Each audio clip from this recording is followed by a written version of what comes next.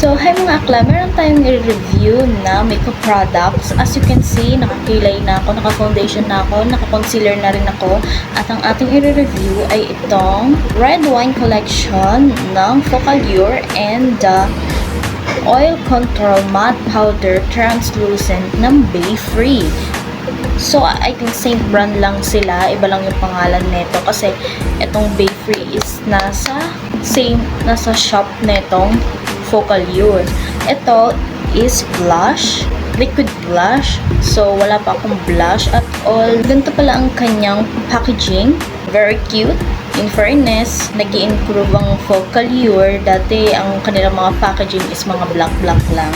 Open na natin. So, let's try it. I'm so excited. Kinuha ko yung pinaka pink nila dahil parang bet ko mag-pink yan kung bagay nga ba talaga siya sa medium skin tone like mine. BO4 Pink Lady ang kanyang shade.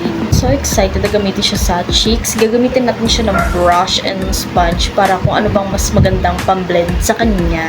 So let's try it. Ang dami kong kuda-kuda. Makikita nyo ba na may mga shimmer siya sa kanyang product. Yan na siya. And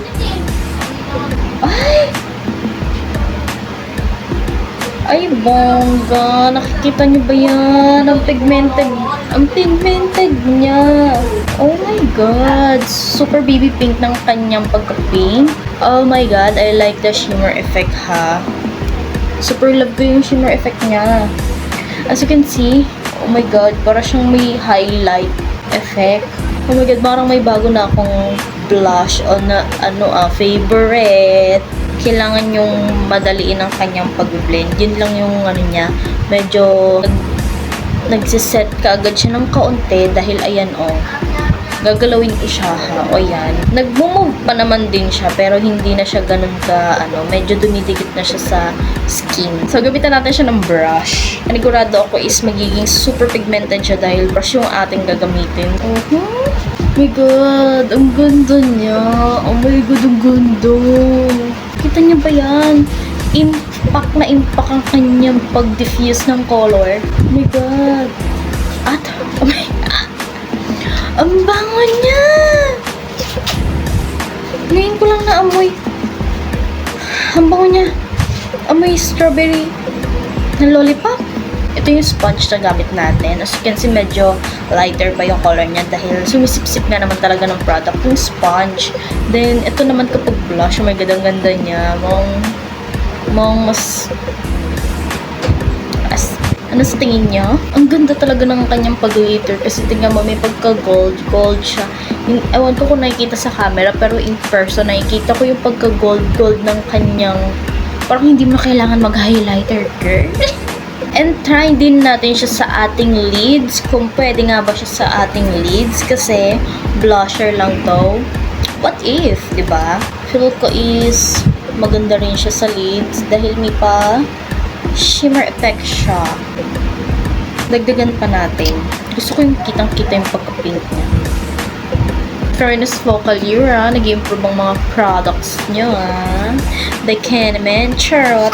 Set na natin ang ating face using this Bay Free. Matte daw siya. And pinili ko yung translucent. Tingnan natin kung maganda ba ang kanilang translucent. As you can see, nagsishine ng aking noo. So, kailangan na natin siyang patungan ng powder. Para naman, hindi tayo mukhang mantika dito na nagmamantika. May puff nga pala silang cute na kasama. Gamitin ko yung puff niya. And sa kabila is gamitan ko ng brush. Sana maganda itong translucent nila. Yung hindi nagpo-flashback sa camera. Parang hindi ko siya bet. Parang super white niya sa aking skin. Hindi siya translucent. Parang siyang pulbo. Gamitan ko na lang ng brush. Baka isalba ko pa siya. Baka mas maganda kapag brush ang kanyang pang-blend. Hindi ko siya bet. Sobrang na-brighten niya yung aking under eye. Matte nga naman talaga siya. As you can see, nagmatte na ang aking noo. Hindi siya very translucent. Parang feeling ko nag-iiwan siya ng white sa mukha ko. Lalong na bright yung aking mukha, no? Diba? Do you think? Hindi ko ma-explain na maayos. Ano ba yan? Lagyan ko na ng buong powder ang aking pagmumukha. Hindi ko lang siya medyo bet. Siguro kung bibigyan ko siya ng score is 6 out of 10. But itong blush, oh my god, I'm so in love with this. Kita nyo yan? Nakapag powder na ako. Pero yung kanyang shine, oh my god, nandyan pa din. Oh my god. Kilig-kilig ako. Another satisfying. So yan, tapusin ko lang ang aking buong look and I will be back. Ito na ang aking final look. Nag-add lang ako ng konting eyeshadow and shimmer sa aking eyes. Super ganda. And wait.